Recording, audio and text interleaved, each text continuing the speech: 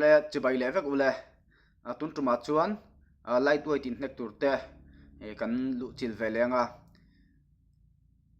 zaina hian lightweight bika sealer ro tlonga cherhlun boxer le HC anilo sorry lal khongaya veng hui boxer te anin nek dona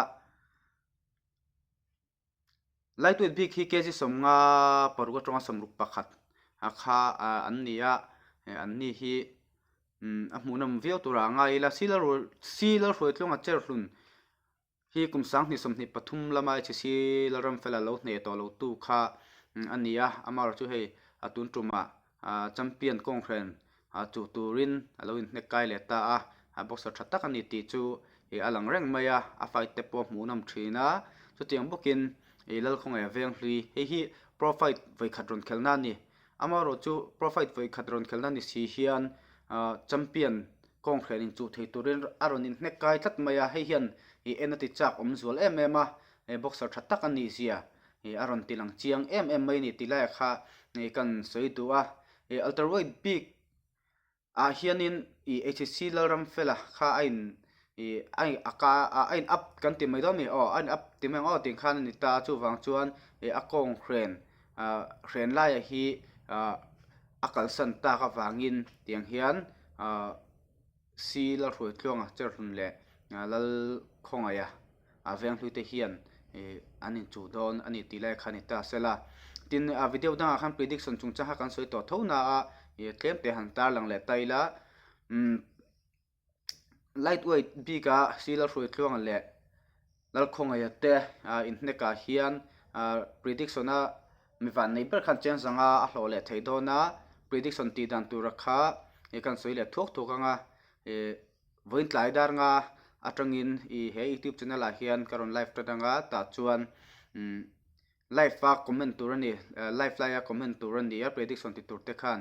ta chuan kan predict dan tur chu lightweight ti kan chunga champion sealer ro tlonga kan rin chuan sealer ro tlonga kan tinga lal khongai kan rin channel khongai kan tinga chak dan tur rakha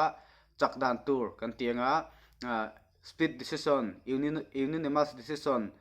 technical knockout knockout akha ti top me turani chuan chu ni ta sela an video toy kan clear ho lenga an ni hi an lo khel to na te chu ta tang chuan mi puiten lo NG kila tungha champion tura kan rin sok ti kha i lo clear howila an ni po thataka khel turin du sakna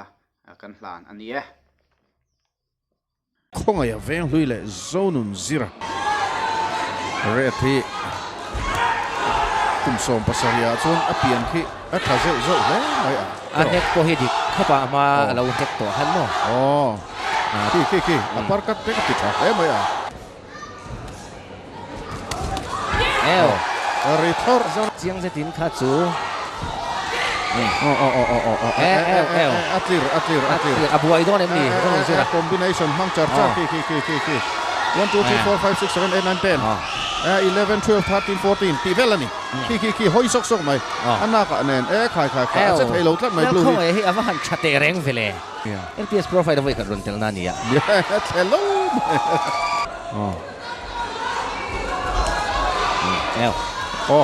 thi akut chuak hi ra chi na ni lai hen lo han lut zel mai ya that zel mai ki aron pan ngit mai ha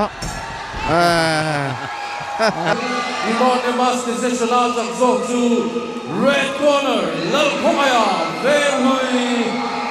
lalbat mo ya chiat lang le Lal Khongaya Veng Hlui te harai ma chun dot Khongaya hian khongaya lan tir mi lo wang ti lo om khop maya an nung phat le maya la ruat mo ya ki red hi mo che po rang vat khop mai ki ruat mo en ti khana tak chen khongaya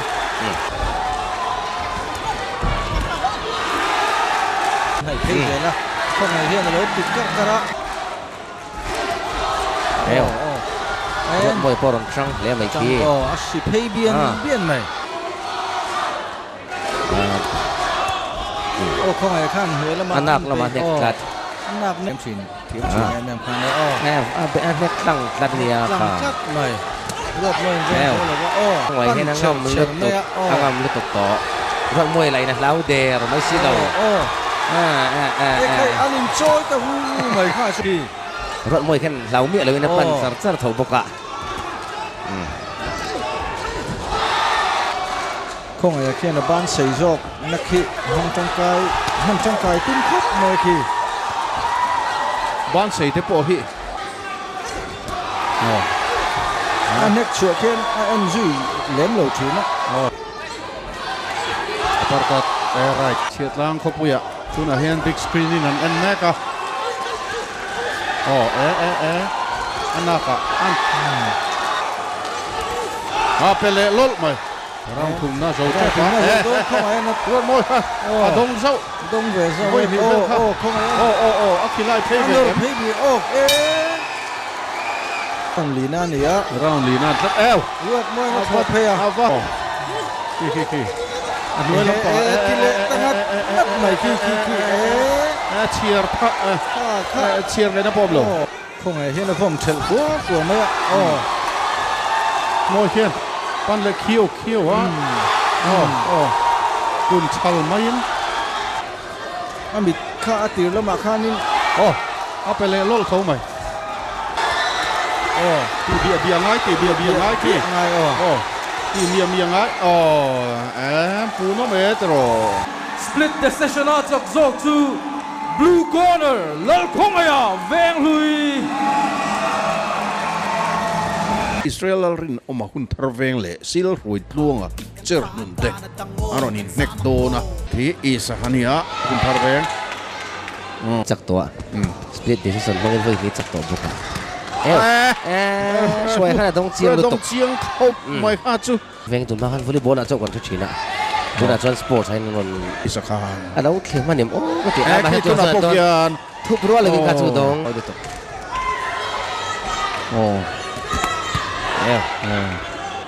red ngan bei phai le khop ka กันต้องรังดุนวิวเอหมกกะติ hi alu zau mai a red ka ro chu chak zo kan omanga น้องโดนชิมมาจักซอก oi na tam lo na ไปอ่ะ kara khana tlang tat บ็อกซ์ si sa blue yan tat fu zau blue in beka ma chu ทิ้งเราเจียมตัวนี่ต้องเล็ดตัวต้องทิ้งก็ทิ้งรัดอยู่แต่ว่าอมงอม mai ti a huai Split the session out of Zog to Blue Corner, Silang Khoi Tuanga, Chen Lun. สำเร็จโดนมาแล้วข้ากับบุ้งกวนเลยซีก็ช่วยตัวเจ้าหลุดเตะอะไรส่วนตัวน่ะ a chau ve tlat lo wa เจ้าเวทให้เรามีตัวน่ะพอเห็นton la ni tlat doki mutlat thina tak mai a ka ton hin aron mom tlat mai eng ha okay kapo agata chaban lo tu yani uppercut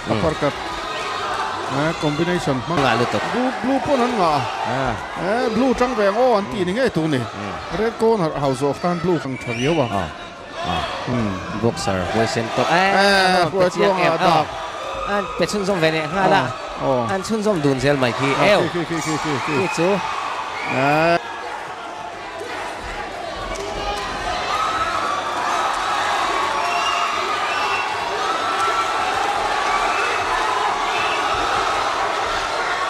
anin bei tak ta round 3 ani to boka nek tam khachak na nia nek tam zo an chak don ti ชุนส้มงัดอ่ะokay uppercut left jab le za wa adong chiang ngai mai uppercut abeka dak chiang ngang mai abe แล้วเสียงซึกเลยครับต้องเวเลยอ่ะ